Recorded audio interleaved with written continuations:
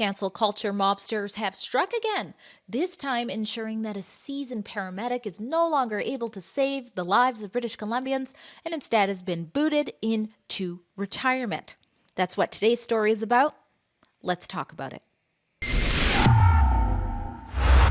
Drea Humphrey here with Rebel News, and you've seen it many times before. The left doesn't like what someone says or thinks, so why not get them fired? So, I don't know, they struggle to feed their family or something like that. That's similar to the story of the man I'm interviewing today. He's from Powell River, BC. If you're unfamiliar with Powell River, it's a beautiful place on the Sunshine Coast, and it got its name back in 1881, named after Israel Powell, who was a doctor and also the superintendent of Indian Affairs. That is tied to the reason why some, not most, were wanting to have the name of Powell River changed. And that's also why my interviewee became the face of the opposition to that. And like I said, there was lots of support to keep the name the same. But if you thought that agree to disagree or find a democratic way to solve it would be the answer here, you're wrong. Because instead, my interviewee says that he was forced into retirement after being accused of being a racist just because he was advocating for the name to stay the same. Let's talk about it. Thank you, Drea, for inviting me to do this. Yeah, I think it's an important story. We tend to cover anything related to cancel culture because it happens so often. And in your case, it's preventing you from helping saving lives. So, a very important story to touch. And then I had a chat with you, and it didn't seem like much of the accusations against you held much weight. So, that's why I wanted to bring this to the public's attention. New Westminster Times did a really good job of that initially. And it's world known. I ran into a gentleman from in Austria that has been to Powell River and done the Sunshine Coast Trail. So Powell River is well known as Powell River and for the amenities that it is. As I said before, he was a doctor and he was also the superintendent of Indian Affairs at the time. And some of the things they say about him is that basically he condemned the indigenous cultural practice of the potlatch, which is basically where you're either destroying or giving away wealth items in order to demonstrate a leader's wealth and power. They say that they have in quotations a couple of words here saying that he said to civilize Indigenous children. He supported residential schools to turn Indigenous children into useful members of society. But there's also some good things listed on the site too, like when British Columbia was sort of pushing back on this initiative to give First Nation families of 5 or more 80 acres of land. Sign me up for that. He never stepped on this land like here in Powell River. He went near it. Yeah. Yeah, I mean, it was his bosses that were in charge of him that said, okay, we're going to name this lake and this river after you. And then, which is Powell Lake and the Powell River. And Powell River is the second shortest navigational river in the world. So it's kind of a neat thing to know and historical. And so the town got named after the lake and the river. So, I mean, his name is in the back, but this is what we brought it from. So the negatives are coming from the other side, from the indigenous side of what they feel he did harm to them, the schoolings. Well, yes, he was a superintendent in the schooling system because he was placed into that by the government. A lot of the schools and issues happened after he was out of the office. But his name is being used by the locals as a name in the way of pushing what they're wanting. Now you talk about your side or the side of activists that were with you versus their side, but when these side things all kind of melt away when you look at this poll that New Westminster Times found and put up on their article, which I will link below. And basically, it shows that across the board, there was overwhelming support to not have the name changed, both whether it be, I hate this word, but they use the word racialized people. I always feel like that sounds as though something bad has happened to you or something. But they say racialized in Indigenous people here. And then they also say European or Canadian or what have you. So most people agreed with your cause. You started to be the face of a cause, and you started to advertise, hey, let's sort of push back on this name change. Let's go to City Hall, I believe it. And you guys had your I Heart Powell River shirts on. And tell us what happened. When did your nightmare begin? So we got together and we advised the people over Facebook that we're going to be meeting at City Hall, and we're going to let them know that we're not in favor of the name change. Mm-hmm. So once we got to City Hall, we were standing there with our sign saying, we're asking for an opinion poll. We're saying leave the name alone, to let the citizens have a democratic voice. We were met by a group of people from Clawman. While we were standing at the doors ready to go into City Hall, we were approached by people from Clawman videoing us, trying to talk to us, trying to get us into an argument. We were being called chuds. We were being called Proud Boys. We were just basically saying, you're going to lose your town. This is going to happen. The name is going to change. And that's what we want.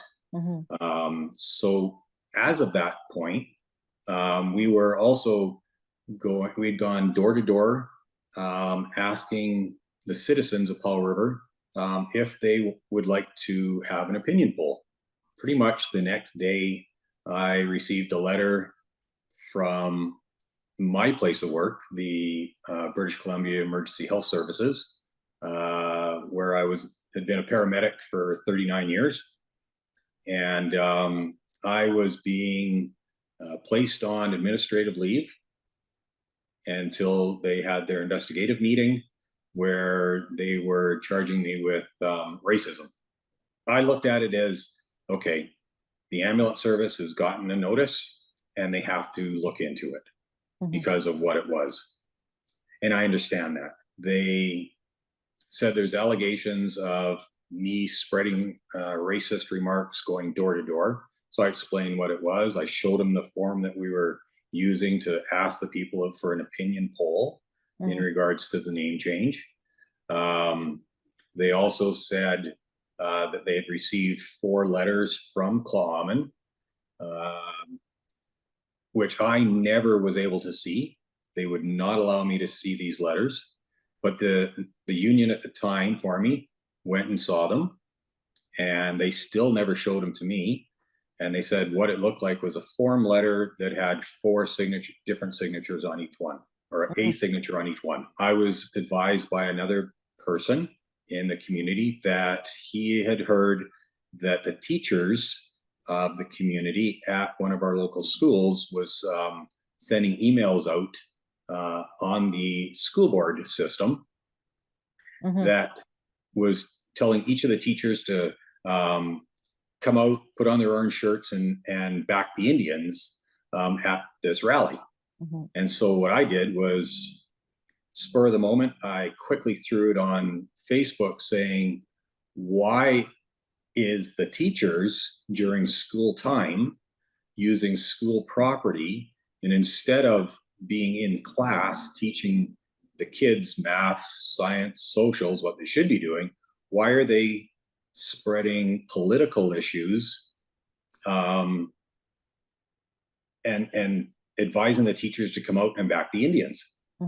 So I put that word in there. Was it the right word? No. And I even said that to the bosses that were doing the interview or the investigation with me. I said, look, I'm sorry. It was a word that was sent to me, and it's a word that I just used. And it's a word that I've heard many, many times in my past since this. There's a lot of people, and even one this morning, a different person I was talking to, they even said it, that they just feel that there's such a segregation going on between the two, and the um, the friendship is dissolving. It's going away because people are upset. They're angry. They want to move forward, but it's not. It's not going forward. It's actually getting worse.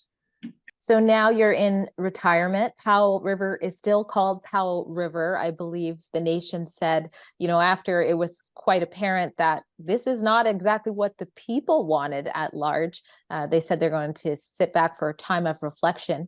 What can you tell us about the newest development in your professional life, and also the newest development you've heard about the pursuit to have the name changed? I made a decision to say, you know what? I've had enough of this attack by the ambulance service, and I pulled the retirement card.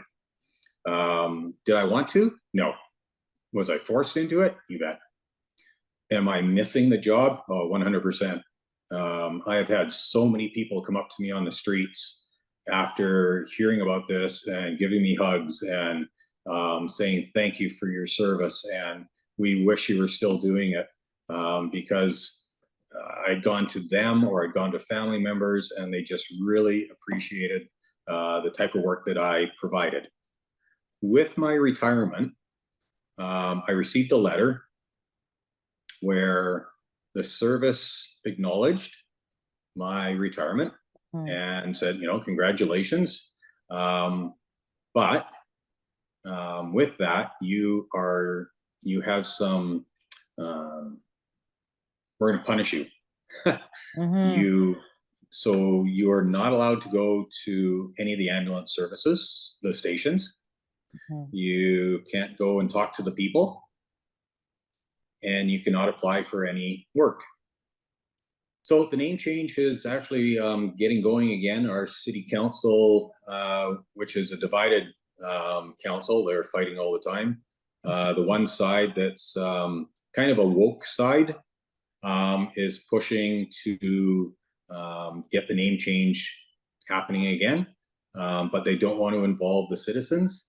There's a group in town, it's called the Concerned Citizens of Powell River, and they're trying to get things going to where we can do an opinion poll of our own to take to council and say, look, we just did this. We went to every resident in Powell River, like the home, and asked them a question and had them sign it and all the rest. So that's something that we're doing right now. We're working on this to say, we're really serious about this. We need you to understand and listen.